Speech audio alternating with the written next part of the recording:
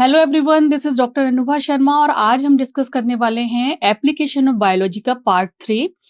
और this is very very important unit for you all. और इससे काफ़ी जो है हमारे पोइट्री से रिलेटेड, एनिमल ब्रीडिंग से रिलेटेड एंड जितने भी यूटिलाइजेशन हैं डिफरेंट प्रोडक्ट्स के, वो इस यूनिट से आते हैं।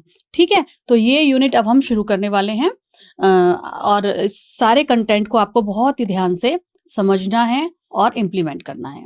तो जो टॉपिक आज हम इस पर्टिकुलर यूनिट में डिस्कस करेंगे उसमें सबसे पहले होगा हमारा ये domestication of plants, improvement of crop plants, principle of plant breeding, tissue culture, live stock poetry, fisheries, improvement of animals. ये जितने भी टॉपिक हैं ये बहुत ही इंपॉर्टेंट टॉपिक्स हैं और ये सारे के सारे इंपॉर्टेंट हम one by one different parts of आपका यूनिट 9 में डिस्कस करेंगे। ठीक है, चलिए तो शुरू करते हैं। आज हम सबसे पहले जो टॉपिक डिस्कस करने वाले हैं दैट इज एनिमल हस्बेंड्री। ठीक है, एनिमल हस्बेंड्री ये टॉपिक आज हम डिस्कस करने वाले हैं। तो क्या होता है animal husbandry? It is a agriculture practice of breeding and rising live stocks. तो लाइव स्टॉक क्या है, सबसे पहले हमें समझना होगा। लाइव स्टॉक वो सारे एनिमल्स हैं जो खेती बाड़ी में हमारा किसानों की हेल्प करते हैं। ठीक है, किसी भी तरीके से डायरेक्टली और इनडायरेक्टली हेल्प करते हैं, वो लाइव स्टॉक कहलाते हैं। चौपाए जिन्हें हम बोलते हैं, कैटल जिन्हें बोलते हैं। तो उसका जो यूज है, उनकी जो ब्रीडिंग है और उनसे जो प्रोडक्ट्स हमें मिलेंगे वो यहाँ पर आता है। So animal husbandry is the agriculture practice of breeding and raising livestock. Animal husbandry deals with the care and breeding of livestock like कौन कौन से आएंगे? चौपायों की बात हुई तो बफलो आएगा, काउ आएगा, पिग आएगा, हॉर्स आएगा, कैटल्स आएंगे, शीप है, कैमल्स हैं, गोट है। ये सारे के सारे मैं बता रही हूँ ना, डायरेक्टली और इनडायरेक्टली ह्यूमन को बेनिफिट करते हैं, क्योंकि इनके किसी का जैसे कि शीप है, उसके जो वूल है वो हमारे लिए यूजफुल हो जाता है। हॉर्स है वो चीज़ों को लाने ले जाने में यूजफुल हो जाता है। किसी किसी का मीट यूजफुल हो जाता है, किसी का डेयरी प्रोडक्ट यानी मिल्क जो है वो यूजफुल हो जाता है। तो ये जितने भी एनिमल हस्बेंड्री में वो सारे एनिमल्स आते हैं जो डोमेस्टिक एनिमल्स होते हैं, जो किसी ना किसी तरीके से यूजफुल होते हैं for humans. It also include poetry. तो इसमें फिशरीज भी आएगा, जो हमारी बर्ड्स हैं उनकी फार्मिंग भी आएगी, क्योंकि ये भी डायरेक्टली और डायरेक्टली ह्यूमन के बेनिफिट के लिए भी है और वो उसे यूटिलाइज करता है ना। तो जैसे कि फिश को पालना हो गया, उन्हें कैच करना हो गया, उन्हें सेल करना हो गया। फिशेस में केवल फिश नहीं आएगा, मोलस्क्स भी आते हैं, प्रॉन्स एंड क्रैब्स भी आते हैं, क्रस्टेशियंस भी आते हैं। तो ये सारे के सारे इसमें इंक्लूड होते हैं। ठीक है, चलिए, आई होप ये डेफिनेशन आपको समझ आ गई है। तो अब एनिमल हस्बेंड्री में देखिए, जैसे कि यहाँ पर हनी बीज की बात हो रही है, तो हनी बीज उसका प्रोडक्ट क्या है? शहद, हनी, वो यूटिलाइज किया जाता है। सिल्क वर्म से सिल्क यूटिलाइज किया जाता है। प्रॉन्स हैं, क्रैब्स है, बर्ड हो गई तरह तरह की, ये सारे के सारे इनके products like milk, egg, meat, wool, silk, ये सारे के सारे यूटिलाइज होते हैं। और बहुत ज्यादा जो एस्टिमेटेड अमाउंट है, मैक्सिमम इंडिया और चाइना 70% जो है वर्ल्ड का लाइव स्टॉक पॉपुलेशन रखता है और उसके प्रोडक्ट्स को यूटिलाइज करता है एंड एक्सपोर्ट भी करता है अदर कंट्रीज में। ठीक है, चलिए। Management of farms and farm animal, कैसे उनका मैनेजमेंट होता है? A professional approach to what has been traditionally practice of farm management give the much needed boost of to our food and food products. Dairy farm management में क्या होगा? Dairy is the management of animal for milk. Dairy तो term हम सभी को पता है, milk and milk product है ना, and its product for the utilization of human जितना भी कंज्यूम करता है उसका मिल्क, उसको तरह तरह से कन्वर्ट करना, फिर उसकी पूरी तो इंडस्ट्री भी है ना। आपको पता है, हम लास्ट वाले लेक्चर्स में देख भी चुके हैं। चीज की इंडस्ट्री होती है, मक्खन की इंडस्ट्री होती है, पनीर की होती है, डिफरेंट जो मिल्क प्रोडक्ट्स हैं, फ्लेवर्ड मिल्क बनते हैं। तो डेयरी का उसका बहुत बड़ा योगदान है। डेयरी इंडस्ट्री अपने आप में ही एक बहुत बड़ा टॉपिक है। Dairy is the management of animal for milk and its product for human consumption. It deal with the processes and system that increase yield and improve quality of milk. Yield किसकी बढ़ानी है यहाँ पर?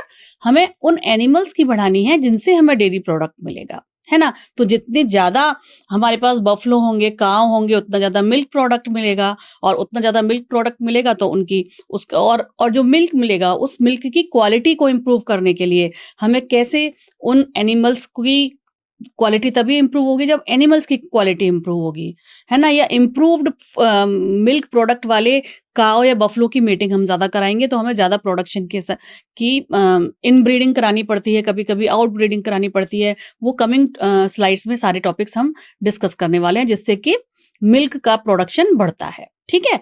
So milk eat is the primarily depend upon the quality of breed. यही मैंने अभी आपको बताया कि मिल्क की जो ईल्ड है, ईल्ड मतलब कितना मिल्क हमें मिल रहा है, वो इस पर डिपेंड करेगा कि किस तरीके की ब्रीड, कौन सी ब्रीड है जो ज्यादा मिल्क देती है, ठीक है। Selection of good breed having high yielding potential under the climate condition of that particular area combined with resistance to disease is very important.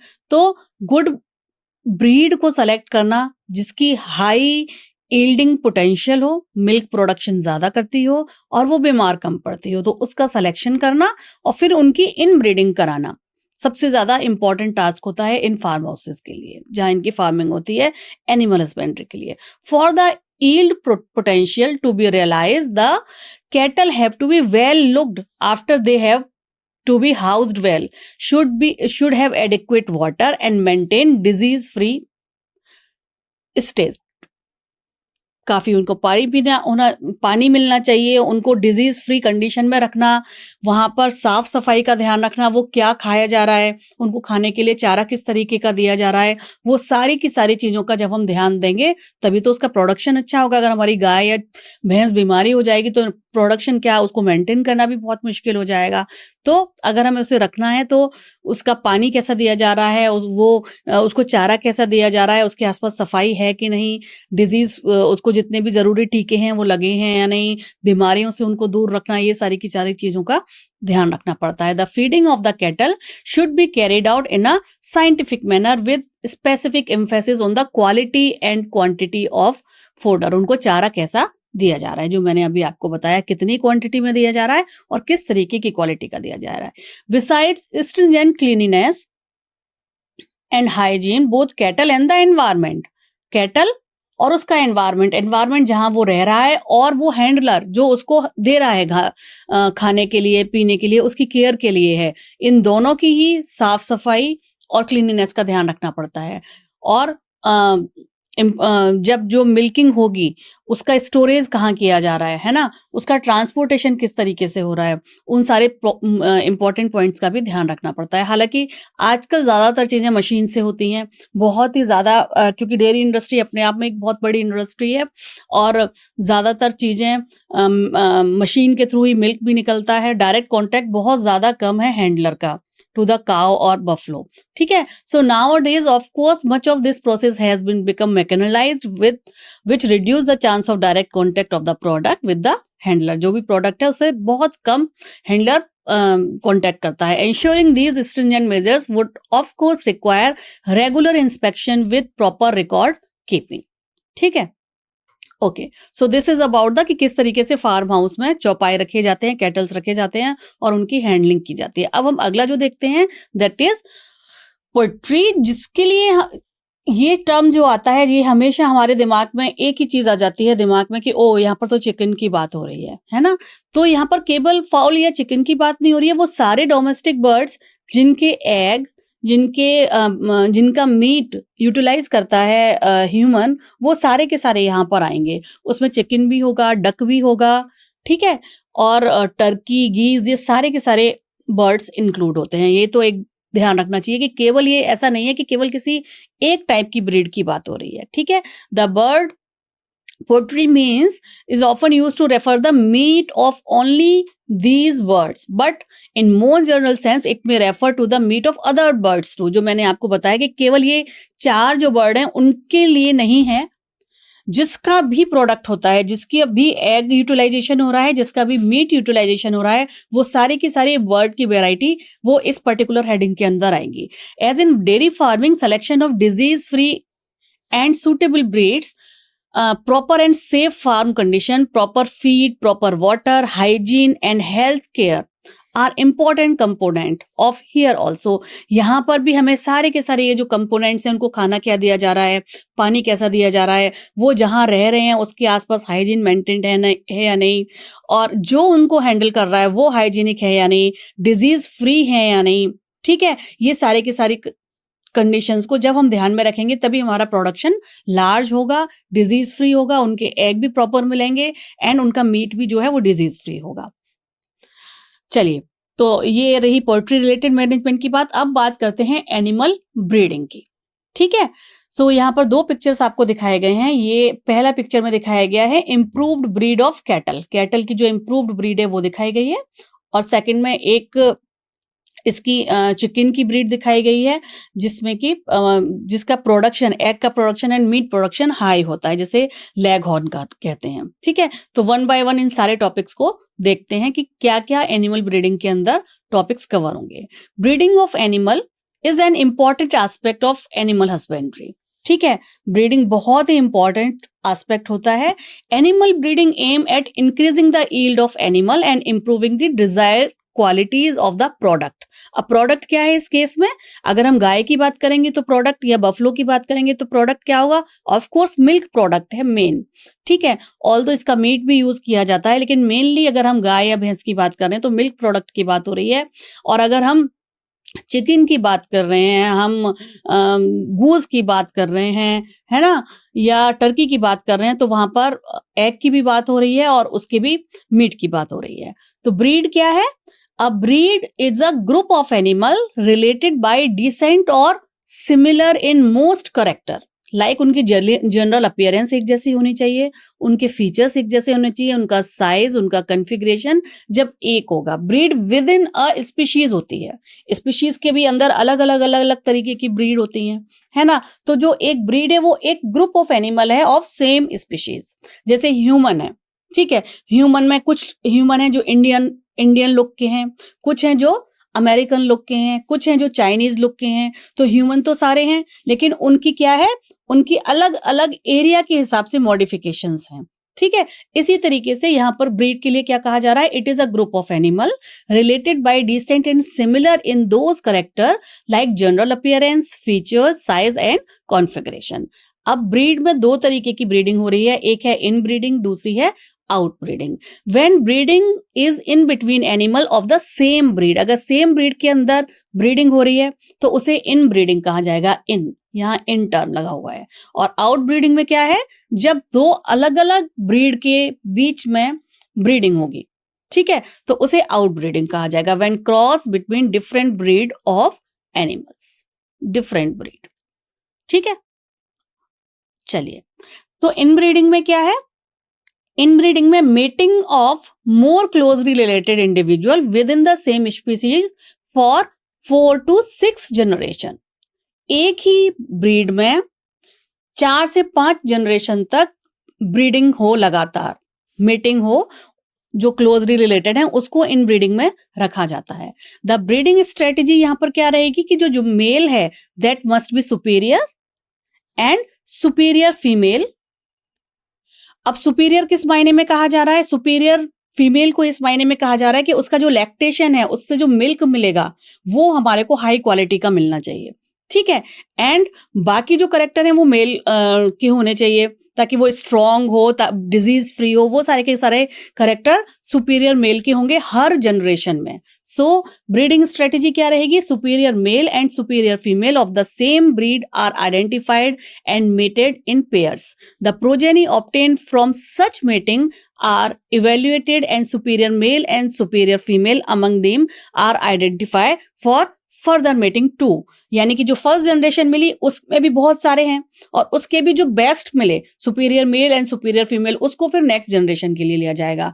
उनके भी जो प्रोजेनी आएगी उसमें भी बहुत सारे प्रोजेनी के मेंबर्स होंगे, उनके भी बेस्ट को लिया जाएगा। तो ये 4, 5 और 6 जनरेशन तक एक ही ब्रीड में जब बार बार इन ब्रीडिंग होती है वो कैटेगरी यहाँ पर आती है। तो हमें generation to generation superior quality का प्रोडक्ट मिलता है। प्रोडक्ट इन द केस यहाँ पर अगर बफलो की बात हो रही है या काऊ की बात हो रही है तो यहाँ पर हम मिल्क की बात कर रहे हैं, ठीक है। So superior female in the case of cattle is cow और buffalo and production of milk as per lactation. On the other hand superior male यहाँ पर क्या रहेगा, it is a bull which give rise to superior progeny as compared to other members, ठीक है। तो superior female के लिए यहाँ पर मैंने क्या बताया आपको, मिल्क की बात हो रही है यहाँ पर, और सुपीरियर मेल में यहाँ पर bull which gives rise to superior progeny as compared to other males। Inbreeding से क्या होगा, इनब्रीडिंग से हमेशा होमोजाइगोसिटी बढ़ती है। Inbreeding always increase homozygosity. So inbreeding is necessary if we want to evolve a pure line of animal. किसी भी animal की अगर हमें प्योर लाइन निकालनी है तो इनब्रीडिंग को प्रेफर किया जाता है, क्योंकि उसमें हर जनरेशन टू जनरेशन क्या हो रहा है, जो मेन डोमिनेटिंग करेक्टर हैं वो कलेक्ट होते जा रहे हैं और रिसेसिव करेक्टर जो है जो अनयूजफुल हैं वो एलिमिनेट होते जा रहे हैं। So inbreeding expose harmful recessive gene that are eliminated by selection. It also help in accumulation of superior gene and elimination of less desirable gene. जो less desirable gene है वो हम हर जनरेशन टू जनरेशन कम करते जाएंगे, तो वो जो less desirable gene है वो एक टाइम के बाद कम हो जाएंगे। Therefore, this approach where there is a selection at each step increase the productivity of inbreeding population. ठीक है। However, continuous inbreeding, especially close inbreeding, usually reduce fertility. अब ये नया क्या टर्म आया कि अगर हम लगातार कई जनरेशन 4-5 जनरेशन के बाद भी लगातार कर रहे हैं तो ये क्या कर रहा है, ये फर्टिलिटी को कम कर रहा है एंड इवन प्रोडक्टिविटी को भी कम कर देता है। ऐसा क्यों भाई? ऐसा है इसलिए कि यहाँ पर एक बोल्ड लेटर में टर्म दिया गया है इनब्रीडिंग डिप्रेशन। इनब्रीडिंग डिप्रेशन कि कई बार क्या होता है जब लगातार जनरेशन टू जनरेशन ब्रीडिंग होती रहती है, तो लाइक जैसे इस वाले में ए दिया हुआ है यानी कि ये हाइब्रिड है ना, और ये डोमिनेटिंग है। यहाँ पर रिसेसिव करेक्टर वाला एलील है लेकिन वो सप्रेस है क्योंकि डोमिनेटिंग वाला एक्सप्रेस हो रहा है। लेकिन अगर दोनों हाइब्रिड स्पीशीज के बीच में, ब्रीड के बीच में अगर मीटिंग हो जाती है तो नेक्स्ट जनरेशन, थर्ड जनरेशन जो मिल रही है उसमें वो करेक्टर उभर के आ जाता है, जिसे बोलते हैं इनब्रीडिंग डिप्रेशन, ठीक है। और फिर क्या होता है, धीरे धीरे उसकी फर्टिलिटी कम हो जाती है अगर रिसेसिव करेक्टर ज्यादा आता है तो। इसलिए 4 से 6 जनरेशन के बाद हमें इनब्रीडिंग रोक देने की सलाह दी जाती है और उस टाइम पर आउटब्रीडिंग कराने के लिए कहा जाता है। तो अगर हम कंटिन्यूअस इनब्रीडिंग कराएंगे, क्लोज इनब्रीडिंग कराएंगे, बिल्कुल क्लोज वाली, बिल्कुल बाहर वाली ब्रीड नहीं लेंगे, तो क्या होगा, it may reduce fertility and even productivity and this is called inbreeding depression. Whenever this become a problem, selected animal of the breeding population should be mated with unrelated superior animal of the same breed। उसी breed का unrelated superior male के साथ अगर breeding कराई जाएगी तो फिर ये जो करेक्टर है ये धीरे धीरे कम होने लगता है। This usually restore fertility and the yield। अगर हम सेम ब्रीड का अनरिलेटेड सुपीरियर उसके साथ सुपीरियर मेल या फीमेल के साथ किसी एक के साथ अगर मेटिंग कराते हैं जो कि अनरिलेटेड होगा, तो फिर धीरे धीरे जनरेशन बाय जनरेशन जो फर्टिलिटी और लेस प्रोडक्टिविटी वाला जो प्रॉब्लम थी वो रिस्टोर होती है, फर्टिलिटी धीरे धीरे एंड प्रोडक्टिविटी धीरे धीरे हाई होने लगती है। ठीक है, चलिए आउटब्रीडिंग। अब आउटब्रीडिंग में क्या लिखा हुआ है, यहाँ देखिए, हम यहाँ क्या देख रहे हैं, यहाँ पर एक जो काऊ है या बफलो है वो रेड कलर में दिखाई हुई है और दूसरी ब्लू कलर में दिखाई हुई है। तो ये भी 100% ब्रीड है, इन ब्रीडिंग करके प्योर लाइन ले ली, ये भी प्योर लाइन ले ली। जब इन दो प्योर लाइन के बीच में मीटिंग हो रही है तो हमें जो जनरेशन 1 मिल रही है उसमें हाफ करेक्टर एक ए ब्रीड के हैं और हाफ करेक्टर बी ब्रीड के हैं। इसको कहा जा रहा है outbreeding. So, breeding of unrelated animals. It may be between individual of the same breed, but having no common ancestor. Same breed में हो सकता है, लेकिन इनके बीच में कोई भी common ancestor नहीं होना चाहिए, कम से कम 4 से 6 जनरेशन तक का। तब उस केस में इसको आउटब्रीडिंग मतलब होता है। और अगर सेम ब्रीड है, ठीक है, तो हम इसे आउट क्रॉसिंग कहते हैं। ओके। और अगर हम डिफरेंट ब्रीड के बीच में कर रहे हैं, डिफरेंट ब्रीड के बीच में कर रहे हैं, तब इसको जो टर्म दिया जाता है वो कहा जाता है क्रॉस ब्रीडिंग। यहाँ टर्म अपने आप को डिफाइन कर रहा है कि ब्रीडिंग जो है डिफरेंट ब्रीड के बीच में हो रही है, ब्रीड एक नहीं है, ठीक है। तो यहाँ अगर डिफरेंट ब्रीड के बीच में है या डिफरेंट स्पीशीज के बीच में है तो हम इसे एक अलग टर्म देंगे। अगर डिफरेंट स्पीशीज के बीच में है तब कहा जाता है इंटर स्पेसिफिक हाइब्रिडाइजेशन। इन तीनों टर्म को हम 1 by 1 पढ़ेंगे अभी, ठीक है। एक हुआ जब सेम ब्रीड है और 4-5 जनरेशन तक कोई कॉमन एंसेस्टर नहीं है, तब आउट क्रॉसिंग। डिफरेंट ब्रीड है, क्रॉस ब्रीडिंग, स्पीशीज ही डिफरेंट है, तो इंटर स्पेसिफिक हाइब्रिडाइजेशन, ठीक है।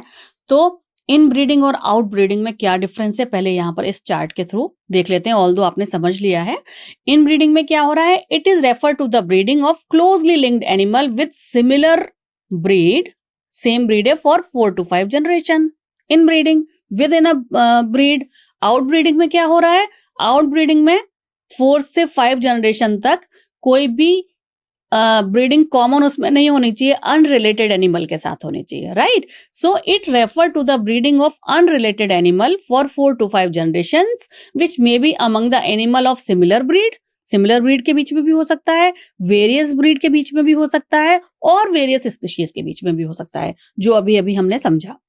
इनब्रीडिंग इंप्रूव होमोजाइगोसिटी, ये होमोजाइगोसिटी या प्योर लाइन इंप्रूव करता है। So it improve to maintain a purity of a particular race. जबकि आउटब्रीडिंग में क्या होता है, ये नए नए हाइब्रिड पैदा करता है, it create hybrids. The offspring are not superior to the parents. Offspring जो इनब्रीडिंग में है वो पेरेंट्स से सुपीरियर नहीं हो पाती है, क्योंकि उसके अंदर केवल उसी के करेक्टर आ रहे हैं। जबकि आउटब्रीडिंग में दोनों अलग अलग ब्रीड के करेक्टर आ रहे हैं, सुपीरियर ले रहे हैं अलग अलग ब्रीड्स के, या एक ब्रीड के भी सुपीरियर करेक्टर ले रहे हैं, तो जो प्रोजेनी होगी वो सुपीरियर होती है अपने पेरेंट्स के मुकाबले। Offspring are superior to parents because of heterozygosity या heterosis. Repeat inbreeding lead to decrease in productivity. जैसे होमोजाइगोसिटी बोला था ना हमने, क्योंकि रिपीटिंग इनब्रीडिंग हो रही है तो एक टाइम पर जाकर क्या हो रहा है, रिसेसिव करेक्टर अपने आप को दिखा रहा है, तो प्रोडक्टिविटी भी कम हो रही है और हो जाती है एक टाइम के बाद, 6 जनरेशन के बाद, और फर्टिलिटी भी कम हो जाती है। Repeated cross breeding retain superiority यहाँ पर मेंटेन रहती है, क्योंकि रिसेसिव करेक्टर किसी एक के बाहर नहीं आते हैं, डोमिनेट नहीं कर पाते हैं, ठीक है।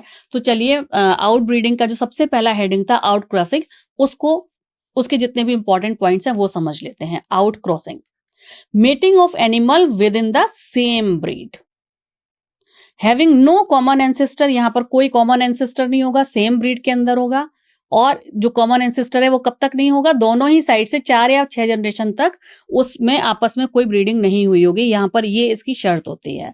The offspring of such mating is called आउटक्रॉस।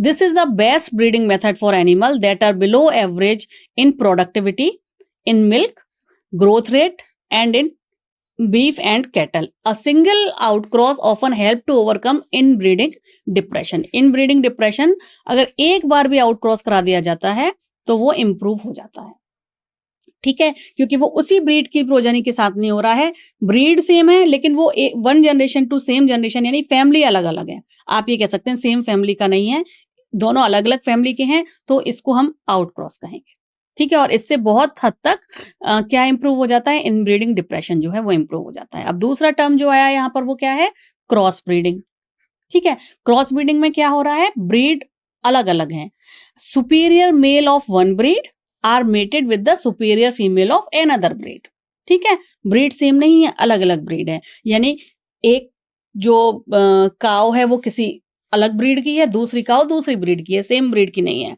2 अलग अलग ब्रीड्स होती है ना, काव की भी होती हैं, बफलो की भी बहुत सारी ब्रीड होती हैं, गोट की भी बहुत सारी ब्रीड होती हैं, तो अलग अलग दोनों की सुपीरियर को मिलाया और फिर उनकी मीटिंग जब हो रही है उसको हम क्रॉस ब्रीडिंग कहते हैं। Cross breeding allow the desirable quality of 2 different breed to be combined, तो दोनों की क्वालिटी आ जाएगी प्रोजेनी में। The progeny hybrid animal may themselves be used for commercial production, वो खुद भी कमर्शियल प्रोडक्शन के लिए एलिजिबल होता है उसके अंदर, क्योंकि दोनों की क्वालिटीज आ जाती हैं। अब जैसे कि यहाँ पर एक पिक्चर आपको दिखा रखी है हिसार डाले शीप का। ये जो शीप है ये इसी का नतीजा है। तो इसमें क्रॉस ब्रीड में क्या है, यहाँ पर बीकानेरी ईव्स और मरीनो रैम्स, इन दोनों अलग अलग ब्रीड की क्रॉसिंग करा के इसको डेवलप किया गया है। तो इसमें इन दोनों के ही करेक्टर हैं, ठीक है। और ये जो पंजाब में जो है एग्रीकल्चर डिपार्टमेंट ने इसको डेवलप किया था। तो पहले और शुरू के पॉइंट्स हम लोग पढ़ लेते हैं। They may be subjected to some form of inbreeding and selected to develop a new stable breed. हाँ, जो अभी हमारी लास्ट स्लाइड में ये जो बात हो रही थी कि ये जो प्रोजेनी, हाइब्रिड प्रोजेनी बनी, ये अपने आप में भी कमर्शियल प्रोडक्ट कर सकती है और ये फिर अपने आप में एक ब्रीड बन गई जिसमें दोनों के कैरेक्टर हैं। फिर वो इनब्रीडिंग करके नई स्टेबल ब्रीड भी बना सकती है। जो नई ब्रीड बनी है दो डिफरेंट ब्रीड के साथ मिलके, तो ये इनब्रीडिंग भी कर सकती है। And selection for to develop new stable breeds, जो नए स्टेबल ब्रीड होंगे उनका सिलेक्शन किया जा सकता है, that may be superior to the existing breed. Many new animal breed has been developed by this approach, जैसे कि ये वाला एग्जांपल आपको बताया हिसार डाले वाला। It is a new breed of sheep developed by Punjab by crossing Bikaneri ewes and merino rams. ये नाम आपको याद करना है। अब आता है थर्ड टर्म जो यहाँ पर डिस्कस हुआ था, वो है इंटर स्पेसिफिक हाइब्रिडाइजेशन। और ये देखिए पिक्चर में क्या दिखाया गया है, म्यूल दिखाया गया है। म्यूल तो सब जानते हैं, है ना। म्यूल किसके बीच का हाइब्रिड होता है? इसमें दो स्पीशीज हैं, एक तो है हमारा क्या डंकी और दूसरा है हॉर्स। दोनों स्पीशीज ही अलग हैं, उनके बीच का जो हाइब्रिड है दैट इज म्यूल, है ना। So in this method male and female animal of two different related species are mated. In some case, the progeny may combine desirable feature of both the parents and may be considerable economic value, जैसे कि mule. Controlled breeding experiment are carried out by artificial insemination. इसमें artificial insemination से इस तरीके के mule पैदा किए जाते हैं। आपको लाइगर के बारे में भी पता होगा, जो टाइगर और लॉयन के बीच का हाइब्रिड होता है, वो भी इंटर स्पेसिफिक हाइब्रिडाइजेशन के थ्रू बनता है। तो इसमें क्या किया जा रहा है, मेल से सीमन इकट्ठा किया जा रहा है। Semen is collected from the male that is chosen as parent and injected to the reproductive tract of the selected female. ठीक है, आर्टिफिशियली किया जा रहा है। तो सीमन कलेक्ट किया और फिर रिप्रोडक्टिव ट्रैक, फीमेल के रिप्रोडक्टिव ट्रैक में इसको इंजेक्ट किया जाता है बाय द ब्रीडर। ब्रीडर करता है इसको। द सीमन में बी यूज्ड इमीडिएटली, सीमन को तुरंत भी यूज कर सकते हैं या फिर इसको फ्रीज करके बाद में भी यूज कर सकते हैं। और इसको ट्रांसपोर्ट भी कर सकते हैं फ्रोजन फॉर्म में, माइनस लिक्विड नाइट्रोजन में इसको फ्रीज किया, -20 या -40 में लेकर गए और जहां फीमेल रहती है वहां पर जाके इंजेक्ट कर दिया। आर्टिफिशियल इंसेमिनेशन है और ब्रीडर खुद करेगा, हेल्प से करेगा, तो आर्टिफिशियली इसको इंजेक्ट किया जाता है। In this way desirable mating is carried out. Artificial insemination help us to overcome several problems of normal meeting. Normal meeting में जो जिस तरीके की, क्योंकि दो अलग अलग स्पीशीज हैं, प्रॉब्लम आ सकती है, तो आर्टिफिशियल इंसेमिनेशन से वो सारी प्रॉब्लम्स दूर हो जाती हैं। ठीक है, चलिए अब अगला जो टर्म आता है वो है multiple ovulation embryo transfer technology, जिसे मोइट बोलते हैं। It is very very important of this particular part, multiple ovulation embryo transfer technology। ये टर्म अपने आप में थोड़ा थोड़ा तो बता रहा है और थोड़ा थोड़ा आपको समझ में भी आ रहा है। It is a program for herd improvement by successful production of hybrids। जो हमारी किसी भी चौपाई की, कैटल की अगर हमें ग्रोथ करनी है, पॉपुलेशन बढ़ानी है गुड क्वालिटी वाली, तो उसके लिए हम क्या कर सकते हैं, उसके लिए ब्रीडर्स क्या करते हैं, एनिमल हस्बेंड्री में क्या क्या किया जाता है, उस रेफरेंस में यहां पर बात हो रही है। So it is a programme for herd improvement by successful production of hybrids. ठीक है, in this method a cow is administered hormones with follicle stimulating hormone, follicle stimulating like activity to induce follicle maturation and super ovulation instead of one egg। Normally क्या रहेगा, cow एक time में एक ही egg बनाएगी।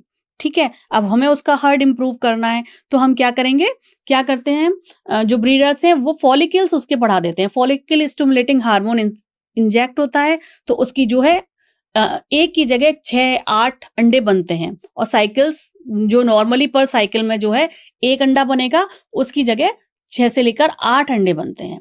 They normally एक अंडा बनाए तो, और जल्दी जब इस तरीके से आर्टिफिशियली उसको हम मैच्योर करेंगे, आर्टिफिशियली जब मैच्योर करेंगे तो उन बार बार जो अंडे हैं उन अंडों को क्या किया जाएगा, जैसे 32 सेल की स्टेज पर उनको बाहर निकाल लिया गया, फिर एक क्या बोलते हैं सरोगेट मदर है, उसके अंदर इम्प्लांट कर दिया, वहां पर ग्रोथ हो रही है, फिर दोबारा इसमें दोबारा साइकिल हुई, फिर अंडा निकला, ठीक है, और अंडे को फिर से दोबारा से सरोगेट वाले में डाल दिया। तो इस तरीके से हम हर्ड इम्प्रूव यहाँ पर इस पर्टिकुलर मेथड के थ्रू किया जाता है, embryo transfer technology, multiple ovulation embryo transfer technology. तो देखते हैं यहाँ पर क्या लिखा हुआ है। It is a method a cow is administrated hormone with follicle stimulating hormone like activity to induce follicle maturation and super ovulation. Instead of one egg which they normally yield per cycle, now they produce 6 to 8 eggs.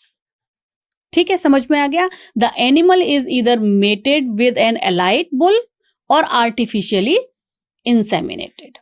या तो उसकी mating कराई जाती है normal mating के through elite bull के साथ, या फिर उसको आर्टिफिशियली इंसेमिनेट किया जाता है, आर्टिफिशियली सीमन उसके अंदर इंजेक्ट किया जाता है और उसको गुड क्वालिटी का स्पर्म दिए जाते हैं ताकि अच्छी क्वालिटी की प्रोजेनी मिले। The fertilised egg at 8 to 32 cell stage are recovered not surgically and transferred to the surrogate mother. यही मैं आपको अभी बता रही थी कि जो नॉन सर्जिकली जो 8 से 32 सेल की स्टेज वाला एग होता है उसको सरोगेट मदर में ट्रांसफर कर दिया जाता है। The genetic mother is now available for another round of super ovulation, है ना। This technology had been demonstrated for cattles, sheep, rabbit, buffalo, mares, इन सभी के लिए जितने भी हैं डोमेस्टिक एनिमल जो यूजफुल हैं उन सभी के लिए इसको टेक्निक को अप्लाई किया जाता है। High yielding breed of females and high quality meat yielding bulls, lean meat जिसमें हो, जिसमें कि प्रोटीन का कंटेंट ज्यादा हो, लिपिड का कंटेंट कम हो, उस तरीके के बुल को यहाँ पर ब्रीड किया जाता है successfully to increase the herd size in a short time.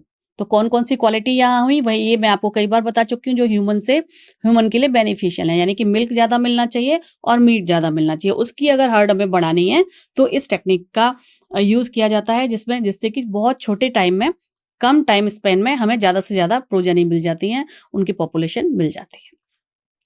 So this is all about the kettles, domestic animals, किस किस तरीके से उनको फर्टिलाइज किया जाता है, कैसे उनकी क्वालिटीज इंप्रूव की जाती है, ठीक है, किस तरीके से जो जीन है वो डोमिनेट हो जाते हैं, किस तरीके से अगर रिसेसिव आ गए हैं तो जो इनब्रीडिंग ज्यादा करने के से जो एकदम होता है ना होमोजाइगोसिटी से जो डिप्रेस हो गया, फिर उसको दोबारा से कैसे उभारा जाता है आउट ब्रीडिंग करके, वो सारा का सारा अभी हमने देखा। अब हम अगले टॉपिक पर जाते हैं जिसका कि नाम है बी कीपिंग। बीज समझते हैं आप सभी जानते हैं मधुमक्खियों को बीज कहते हैं।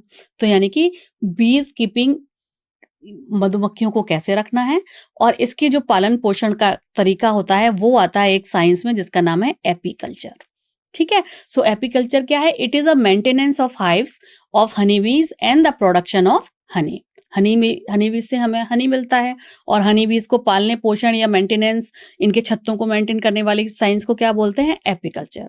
It has been a age old cottage industry. Honey is a food of high nutritive value.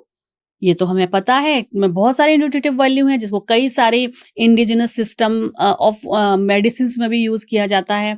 Honey bee से हमें और क्या मिलता है? बी वैक्स मिलता है, which find many uses in the industry as such in the preparation of different kind of cosmetics, nail polishes and various other medicine में भी है, ब्यूटी प्रोडक्ट्स में भी है। और वैसे भी अगर हम डेली 1 चम्मच शहद लेते हैं वो भी बहुत यूजफुल होता है हमारी मेटाबॉलिज्म के लिए, ठीक है। तो ये 2 पिक्चर्स दिखाए हुए हैं।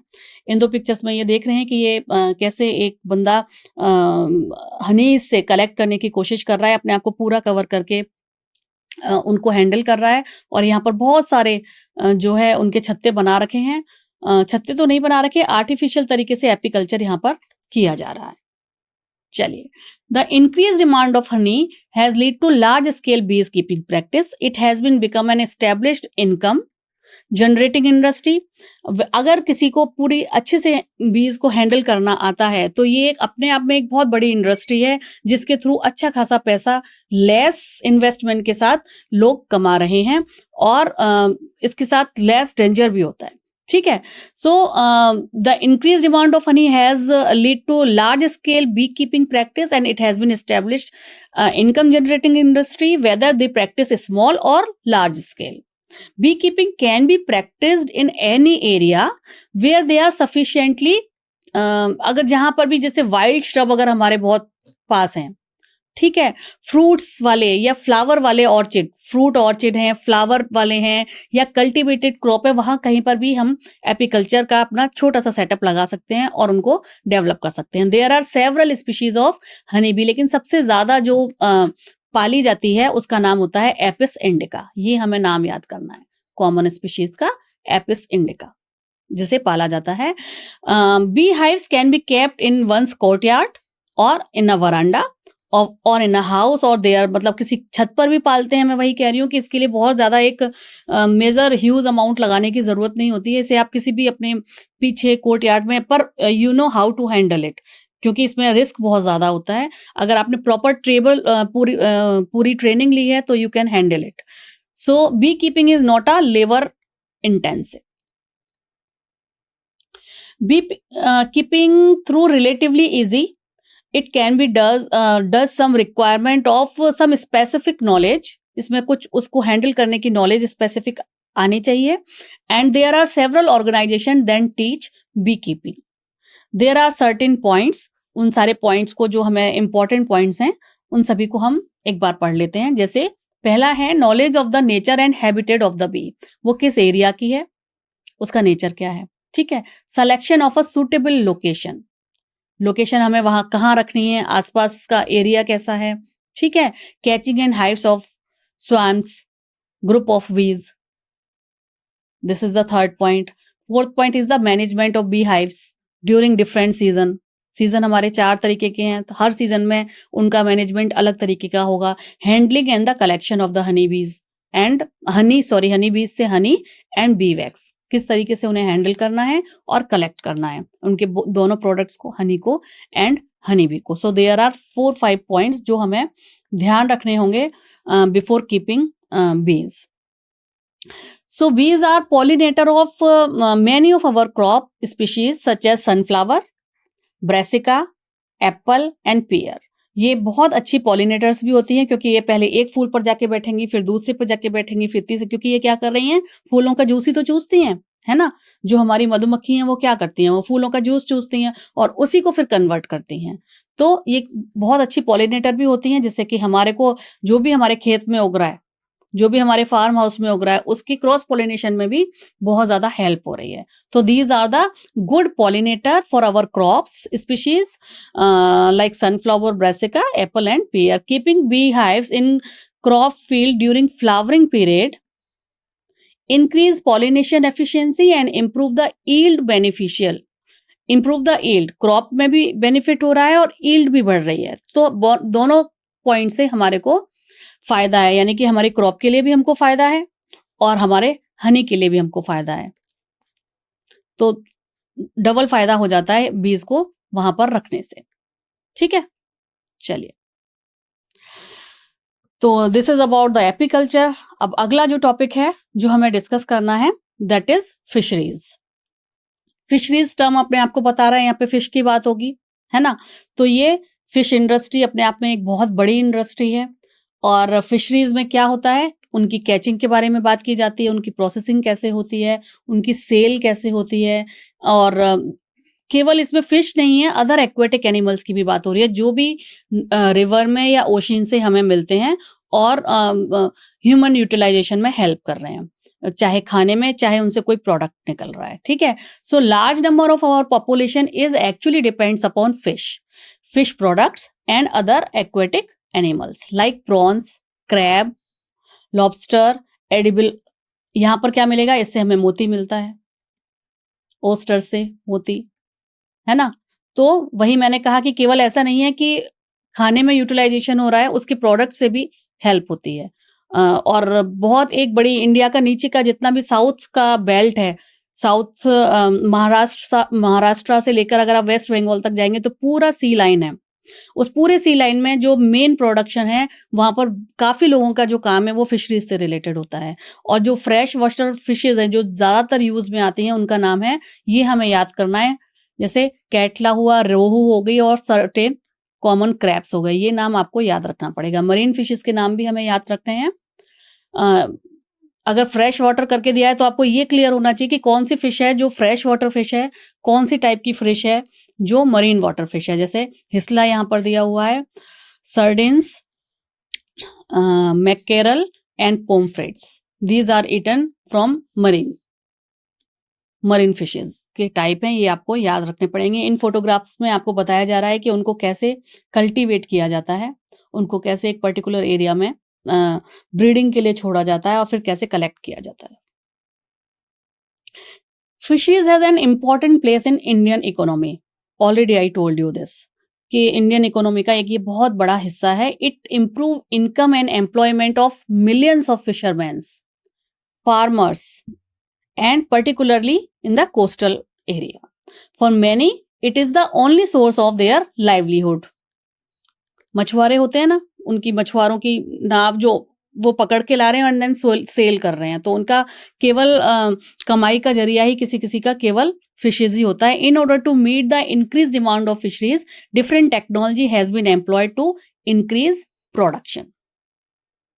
फॉर एग्जाम्पल, थ्रू एक्वाकल्चर में भी एंड पिसीकल्चर, ये दोनों टर्म जो हैं वो फिशरीज के रेफरेंस में ही आते हैं। एक्वाकल्चर में अदर देन जितने भी एनिमल जो पानी में पाए जाते हैं वो आएंगे, पिसीकल्चर में फिशेज आएंगी, ठीक है।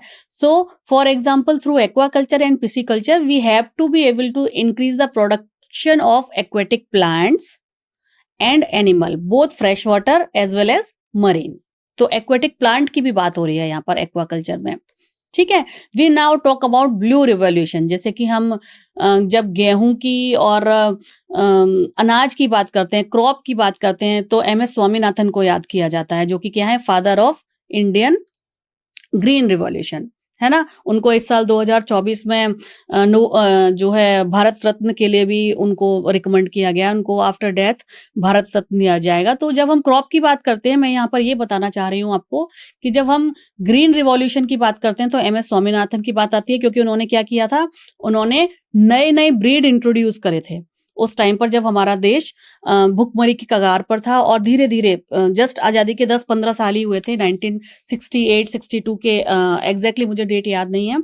उस पूरे स्पैन में नई जो है ब्रीड्स को, खासतौर से वीट के नए ब्रीड्स को इंट्रोड्यूस किया था आफ्टर क्रॉस ब्रीडिंग। तो वो उस टाइम पर उसको कहा जाता है ग्रीन रिवॉल्यूशन। उसी तरीके से यहाँ पर टर्म दिया जा रहा है blue revolution with reference to the fisheries, ठीक है। फिश एंड फिश प्रोडक्ट्स, इसमें एल्गी भी आएगा, अदर एक्वेटिक प्लांट्स भी आएंगे, डिफरेंट काइंड ऑफ फिशेज आएंगी और फिश के अलावा अदर एनिमल्स भी आएंगे, ठीक है। So this is all about the different topics related to unit 9। I hope आपको समझ में आ गया होगा। Still if you have any query you can write down in the comment box, we will discuss it later on. Thank you.